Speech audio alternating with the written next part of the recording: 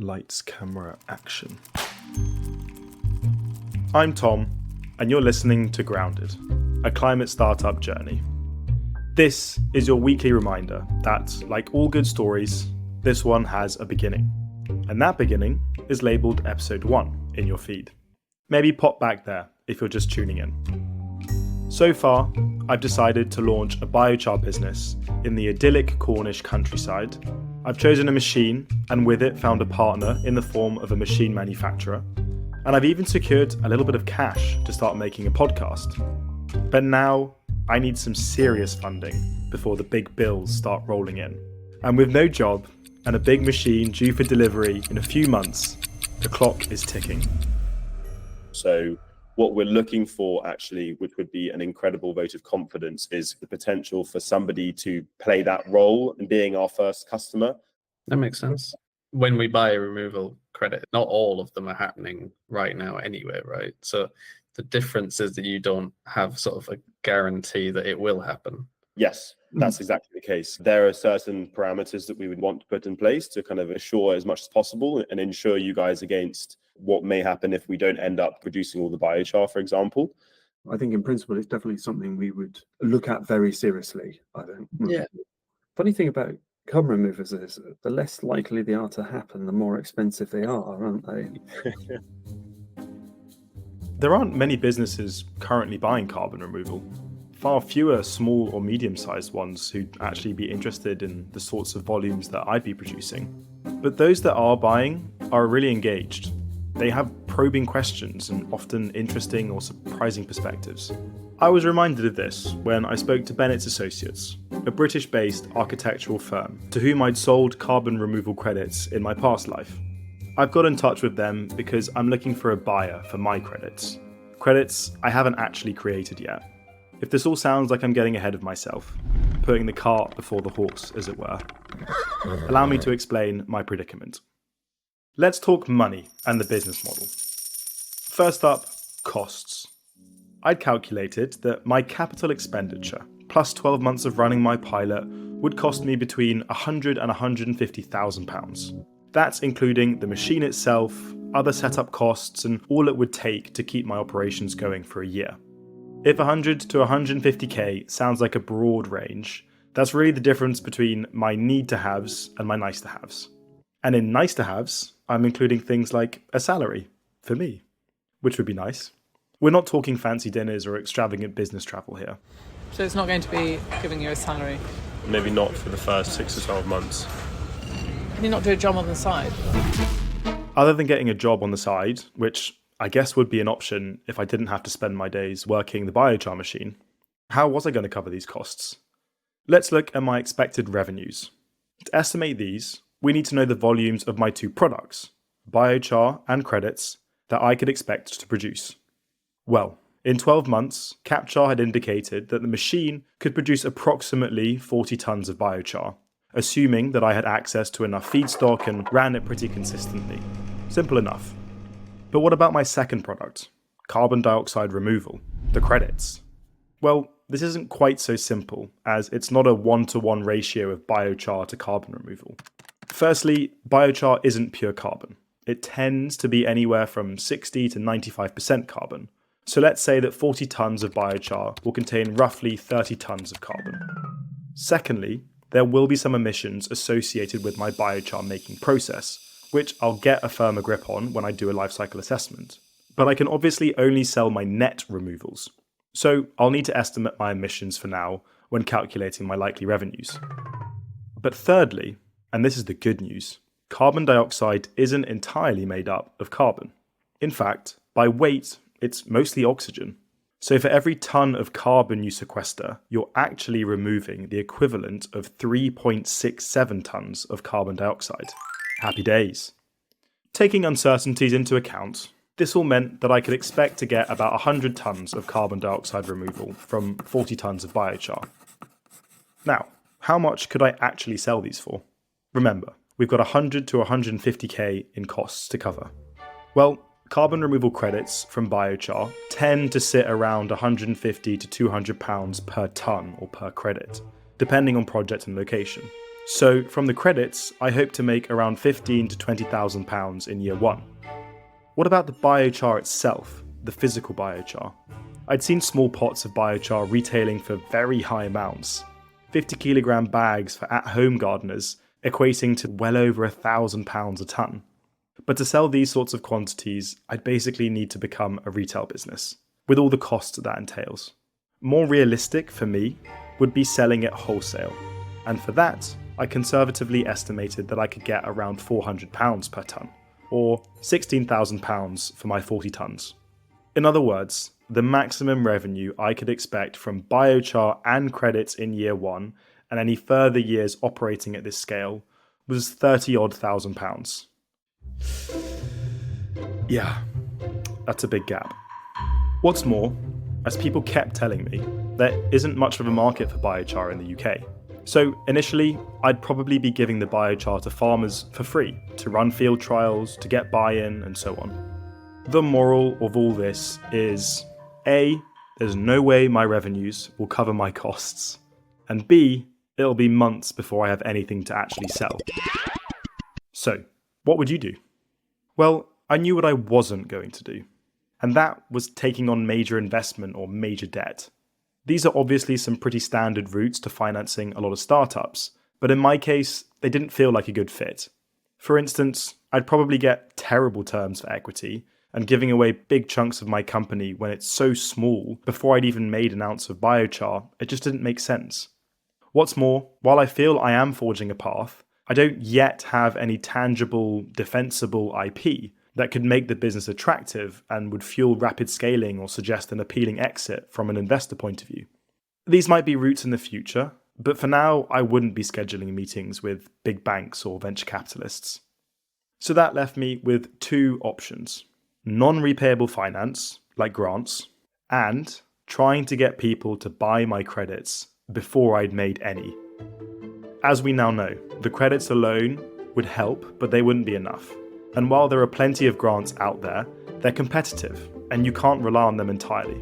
This wasn't an either-or situation. I needed to do both. Earlier this series, I compared pre-purchasing carbon removal credits to pre-ordering an album.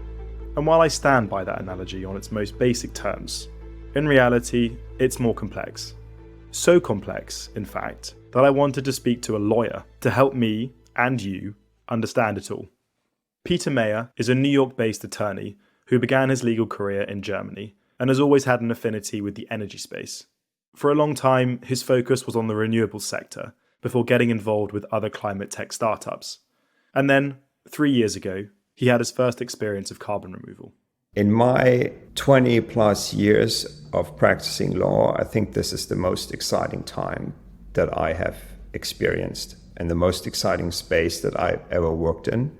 Right now, it's very nascent. There are tons of ideas out there and technologies, and we're all sort of working towards, the same goal, helping the planet, fighting climate change. Yeah, it's just something that's also very rewarding. It gives you the feeling that you're doing something good, and that is what I most enjoy, actually. What Peter touched on is something a lot of us in carbon removal have experienced. This is a fast-moving, energetic space. And because this is all so new, it's important to get on the same page about terminology. Specifically, the difference between offtake agreements and pre-purchase agreements. The offtake, sort of the common definition is that an offtake agreement is an agreement where the buyer pays on delivery of the credit.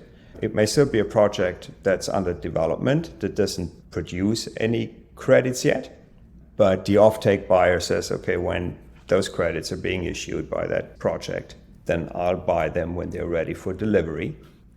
And a pre-purchase agreement has, in addition to that, a financing component. So the buyer would say, okay, I'll pre-purchase some credits now because they understand that this company that is developing this project or this system needs some money to finance the technology. I'll make a down payment, and then I'll buy credits once they become available. So in that context, you can essentially pre-finance your project. Correct. So that is why I think these pre-purchase agreements are Just they play a very important role in getting this market sort of off the ground, in getting money deployed in this space. So both offtakes and pre-purchases are ways to get customers signed up before you've produced your credits. But to return to my analogy, an offtake agreement is like when you pre-order that album on your streaming platform and pay for it when the music lands in your app. Whereas a pre-purchase is kind of like when you support your favorite indie artist by contributing to a crowdfunding campaign so they can make their next record. In case you hadn't realized, I'm the indie artist, because I need that money to help me start making my masterpiece. Masterpiece being biochar. As Peter says, pre-purchase agreements are the fuel of the carbon removal industry right now. But I was also aware that they're a big ask for buyers. What is the concern from the buyer side when you're formulating these sorts of agreements? On the buyer side, we have a very centralized market at the moment, in the sense that there are only a few buyers that basically dominate the market, and there is a reluctancy of other buyers to get into this space, and there's a reason for that. There's a tremendous amount of risk awareness, and this could be different kinds of risks depending on what a buyer would like to achieve. There's a reputational risk. There is a lack of understanding how this actually all works. It is a little bit, for someone who's new to this, it looks like the land of confusion. Right? There are all these different methodologies and different standards, and is this all legitimate? So there is a lot of concern and confusion, and people sort of sit back and wait what is happening. And for those that make the step and say, okay, we're going to invest in this space and we would like to finance some projects, then you get down to how do we mitigate our risks in the agreement? What kind of remedies do we have? And the typical questions are, if you have a pre-purchase agreement and the buyer sort of makes a down payment on a potential or agreed upon future delivery, if that doesn't happen, then the money is typically lost. It has been used to build the project. There is typically no collateral available to secure any repayment of that prepayment. And that's just, a commercial decision to accept that kind of risk. You can mitigate that by doing due diligence, right? Who are these people we're contracting with? What kind of projects have they done previously? What's their story? What's the history? What's the technology they're using? As I'd experienced when I was selling carbon removal credits full time, this can be a tough sell. Companies don't strictly need carbon removal credits right now. Sure, they may want them to help keep their net zero goals on track, or even just out of goodwill and genuine interest in these technologies. But for now, carbon dioxide removal is seen by many as a bit of a luxury. And on top of that, as Peter says, if you're selling pre-purchases, the customer has got to be willing to buy something that might, in theory, never be made. Oh, yes, and in my case, they need to be happy with me recording literally all of our conversations for a little podcast that I'm making. For all this, you're going to need a buyer who's seriously motivated to clean up the atmosphere. Hey, Ben. How are you? I'm not too bad.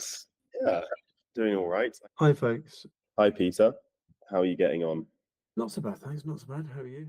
Virtual calls, gotta love them. I'm chatting with Peter Fisher and Ben Hopkins, whose voices you heard at the top of the episode. This is a different Peter to the one that you've just heard from. We're in episode 5 now and we've run out of names. As I said, this Peter and Ben are from the UK architectural practice, Bennett's Associates. And when I was thinking about potential customers for my credits, Bennett's were one of the first who came to mind. I know what you're thinking. Why is an architectural firm interested in buying carbon removal credits, and in particular from biochar? Well, Bennett's have always been something of a leader in the field when it comes to sustainability. Sustainability, or what at one point was called low energy design, has been central to what we've been doing as a firm of architects in the way that we design since the foundation of Bennett's Associates in 1987. And more sustainability has become a much more prevalent issue. That's something that we've been playing a central role in within the profession. But then we've also, I think it was 2007, we co-founded the UK Green Building Council. Then in about 2012, I think we became the first firm of architects in the world to use the Global Reporting Initiative to report our own corporate emissions. That morphed then in 2017 to us being the first firm of architects in the world again to use, and I think actually the first SME in the UK as well, to have approved science-based targets. Today, Bennett's are highly focused on accurately measuring, reporting, and reducing their emissions. But they also recognise that there's currently no path to net zero that doesn't involve carbon removal. And for a few years now, they've been buying high-quality, durable credits, things like biochar. What's more, as an architectural practice, biochar and its production were particularly intriguing for them. As an industry, a property industry, construction industry, we use a lot of energy to produce a lot of heat, to produce a lot of stuff, and through that emit a lot of carbon. And in a way, I'm quite interested in where things like biochar go, in that it is producing some stuff, and how useful is that stuff beyond its fairly traditional uses. And also, there's probably quite a lot of heat coming out of that process, and can that be captured? So I'm particularly interested in us beginning to explore, are there overlaps and synergies between those that we, at the moment, our interest in biochar is pure carbon removal, and right now, nothing else. But I think there may be more interesting additions to that at points in the future. So, while I'd be using my heat to improve the efficiency of my process and using the biochar to spread on farmland, there are potential future developments here that make biochar interesting to Bennett's, and a technology worth supporting. I knew all this going into the meeting, and I also knew what mattered to them and that they'd bought biochar credits in the past. But I didn't know whether this particular project would be of interest. We'd love to explain a bit more about what we're up to and what's happened in the last kind of nine months or so since we last spoke. But unlike a lot of businesses that are fueling the pre-purchase market, companies like Stripe and Microsoft, Bennett's has under 100 employees. And I cannot stress enough how rare this is. There are so few SMEs in the buyer pool right now. For smaller producers like me, this can be an obstacle. As Darren Jones had told me months before, big buyers aren't that interested in funding smaller projects. But how many SMEs are really interested in spending thousands of pounds on British-made biochar? Well, here was a smaller buyer, and one who was highly engaged and motivated, and towards the end of our call, I got the impression that they might be interested in my biochar, or at least come for a visit. Well, it sounds really interesting, Tom. I'd like to know more about it, and as Ben said, if I don't get an invite, then I will be peering over the fence with a powerful pair of binoculars at some point. While I kept in touch with Bennett's, I was also working on the second strand of my financing mission, grants. And I wasn't messing about. My brain is scrambled. I'm currently applying for, or have applied for, 1, 2, 3, 4, 5, 6, 7, 8. 8 grants so far. Now, there are a fair few grants for sustainable startups and innovation in the UK. I should know by now. And they all have slightly different focuses or requirements. Early on, I was already getting slightly disheartened. Or more accurately, I was in the sending self-pitying voice notes to myself sort of fundraising stage. So firstly, you've got to apply for loads. So success rate is relatively low. The second challenge, specifically for us as a business, is... The biggest challenge was that it was really difficult to find the grants that my business was most suited to. These things are often not well advertised. Now, I don't want to sound ungrateful. It is amazing that this money exists, but navigating this space on your own when it's a whole new world, it's far from easy. Now I'm on a roll. The other thing that is frustrating, really frustrating, is... Anyway, I was doing my best. Then I started thinking local. When you told me about it the other day, I didn't know about biochar. Once it was explained, once you showed me a piece of biochar, it seemed so obvious. You know, it seemed like a no-brainer to me. Why haven't we been doing it before? That's Councillor Martin Alvey, the portfolio holder for Environment and Climate Change at Cornwall Council. I spoke to Councillor Alvey back in April, before the UK pre-election period kicked off. I'd always known that agriculture was important to Cornwall, and I'd also seen a fair bit of engagement with climate issues locally. But Martin and the council helped me see how these were linked.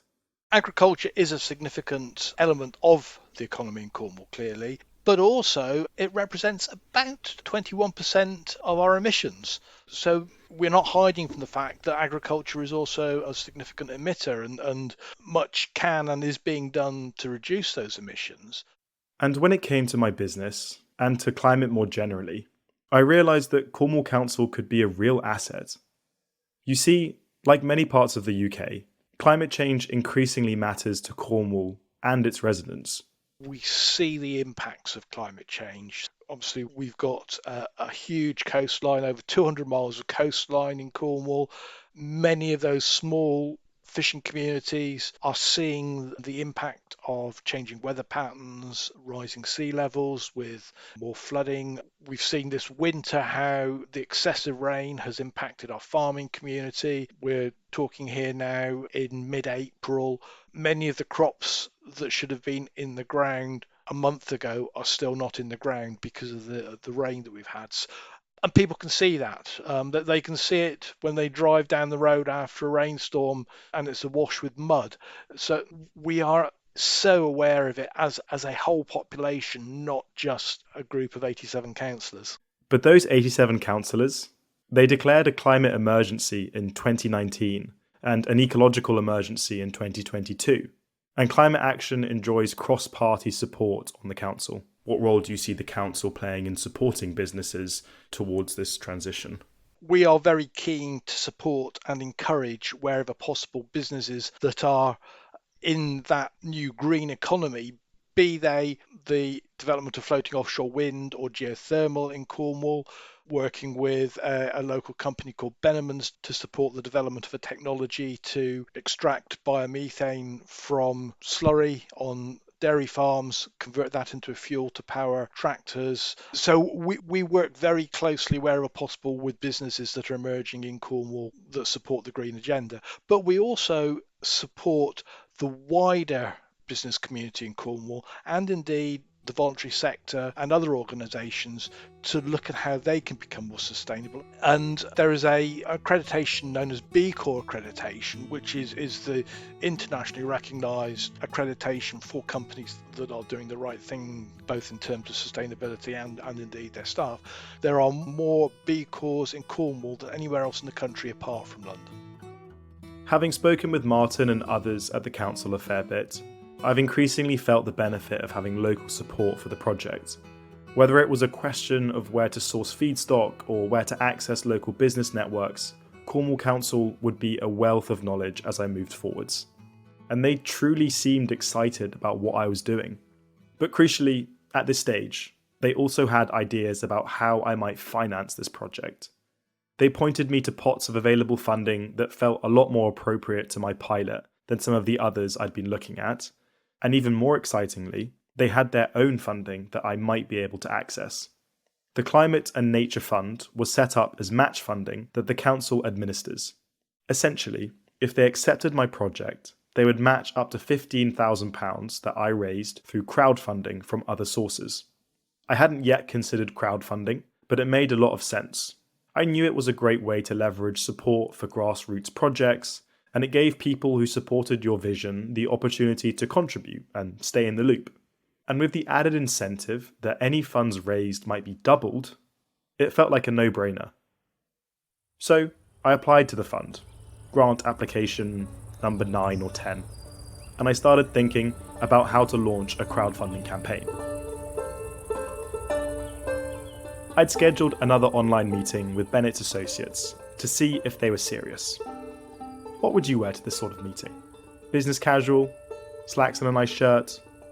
Well, I was wrapped in a hoodie and a heavy all-weather outdoor coat. There are many benefits to launching a climate business on an old farm in Cornwall. Warm office space isn't one of them. Wi-Fi's okay. The heating's not great, as you might be able to tell.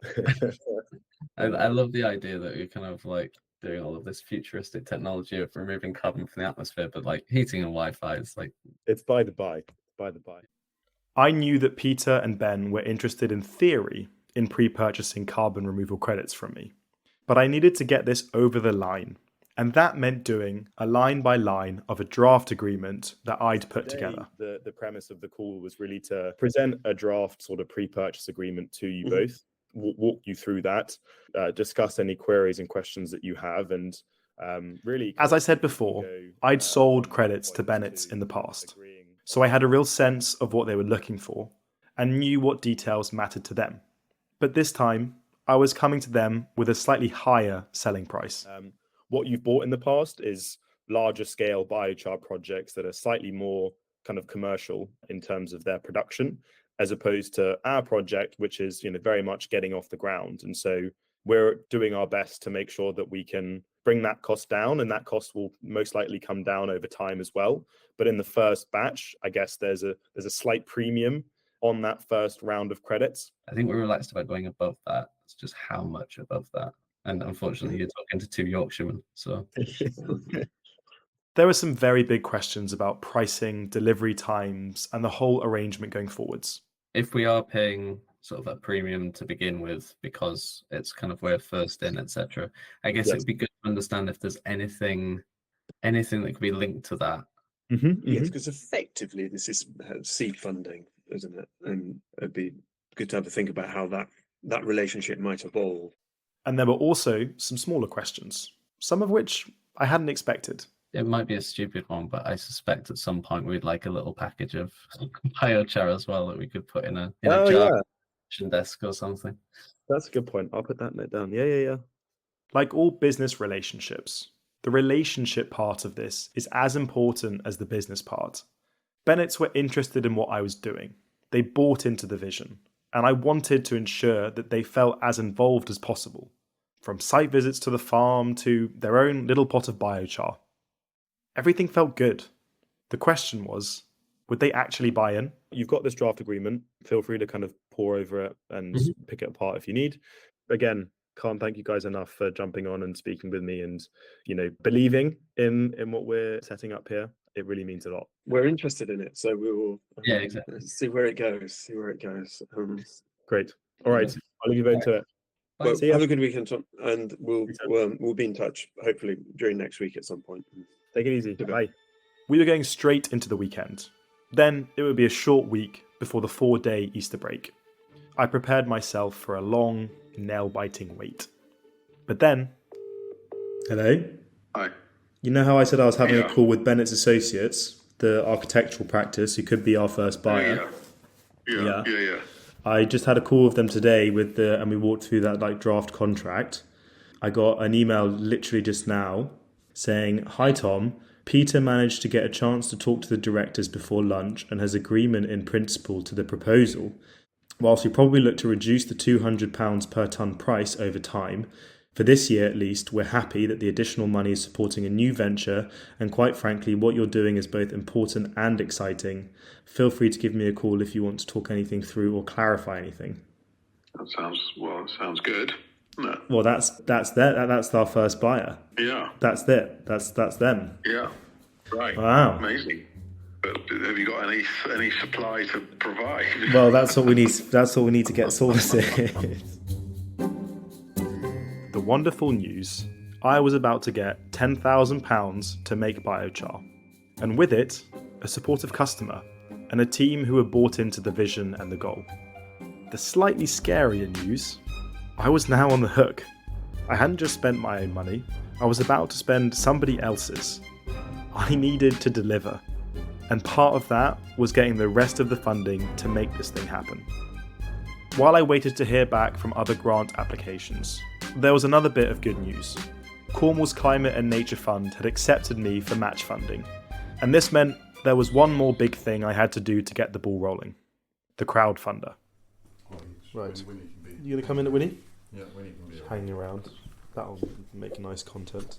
Yeah. So I reckon we film it, like problem, solution, what is biochar, who we are, what we need the money for, and how you can get involved. So that's like 5 bits, and we go to different areas. First things first, a video. Filmed on the farm itself, and explaining the project and what I'd be doing with the money. Some presenters have an auto cue, a full camera crew, a cast of extras, and their own trailer for hair and makeup. So I think I kind of need you to hold this laptop like that. Mm-hmm. And then we could even have just this like this. Look, it's like a selfie. I had my granddad's jacket, an old pair of wellies, a Labrador sauntering in and out of frame, and my dad walking backwards, holding an iPhone in one hand and a laptop with my notes in the other. You're in total shot, head to toe there. I don't need to be in head to toe shot, and I would film it like that way. Okay, can you just film now? And then let's just do a quick. You're gonna walk backwards, and I'll walk with you. Yeah, like that. Tom Praviti, biochar maker, podcaster, film director. Blah, blah, blah, blah. Okay, stop, and let's see what that looks like. Well, I wasn't filming it. Oh no! Practice film it. Why don't we just do it? No, because we need to. Because I just want to see what it looks like, the shot-wise. It looks fine. I won't be waiting by the phone for any Oscars or BAFTA calls, but I reckon we got there in the end. We are Restored, a team passionate about producing biochar for its climate and agricultural benefits. My name's Tom Praviti, and for the last 80 years, my family has managed McKenna Farm, a 200-acre plot near Dobwalls, Cornwall. Yeah, you filmed like 4 of them in slow motion. Well, I didn't touch anything other than the... Oh, for God's sake. Do we need to do them again?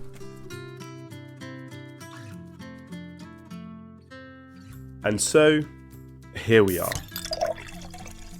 Making the film with Dad really made me realise just how far things had come.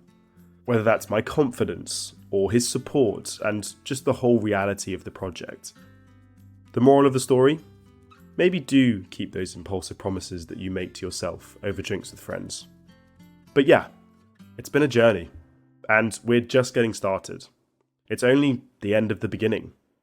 There are still funds to be raised, biochar to be made, and credits to be minted. And all of that's just a pilot. Who knows what the future will bring? So for now, we're going to take a quick break from the podcast. I'll be recovering from the past few weeks and the cold that I've picked up. Then I'll be busy in Cornwall, but I'll be back. In the meantime, maybe I can hand things over to you. Firstly, the crowdfunder. If you're able to help in any way, I'd be seriously eternally grateful. Even if it's £1, we'll keep you updated on the progress of the project, and there are some rewards on there for anyone who's able to give slightly larger amounts. You can find the link in the show notes, and you can watch the movie. Secondly, the podcast. Please do continue sharing it with friends and networks and leaving those ratings and reviews. And if you have any advice or ideas to support the show and its future, do reach out. And thirdly, on that subject, please stay in touch. It's been so great to put this out there and have people connect and reconnect. Hearing about what you're up to and how the show is connected with you has truly been inspiring. Shoot me an email about any of the above at tom@restord.earth. That's tom@restored, without the second E, .earth. In fact, we'd love to hear your favourite moments from the show. So if you want to post about these and tag us, we'll reshare and ensure that we keep delivering more of the same next season. Speaking of which, we'll be back in the autumn. For now, we're doing the thing.